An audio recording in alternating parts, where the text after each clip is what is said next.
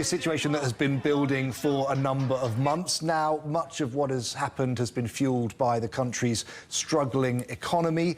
Iran has clearly cited outside influences as well as a factor of concern. And certainly those attacks by Israel last summer will have played a part. But if we take a look at the recent timeline, on the 4th of February 2025, President Trump reimposed what he called his maximum pressure policy on Iran. And he said that this was to deny Iran all paths to a nuclear weapon. Over the next 6 months, the US imposed new sanctions on Iranian oil, energy companies, as well as individuals and entities that it said was connected to the country's military. Now, that fueled an economic slide in Iran, and we saw inflation go up as high as 42%, leading to a collapse of the Iranian currency, the rial. Now, protests followed, beginning in late December, particularly after the rial hit a record low against the dollar. Shopkeepers and businesses closed their premises in many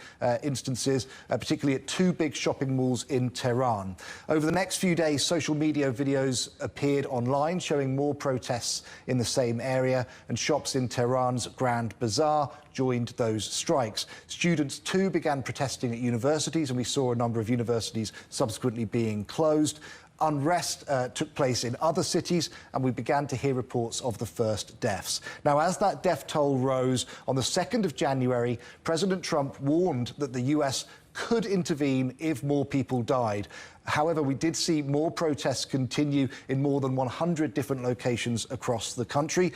And on January the 3rd, Iran's supreme leader signalled a crackdown, stating that rioters must be put in their place. Now, in the last few days, the situation has escalated. There's been a sit-in at Tehran's Grand Bazaar. Opposition groups have called for a general strike, particularly in the west of the country. And we have seen that footage, that shocking footage, government buildings and cars being set ablaze. And now, of course, this internet blackout that appears to be largely in effect across the country.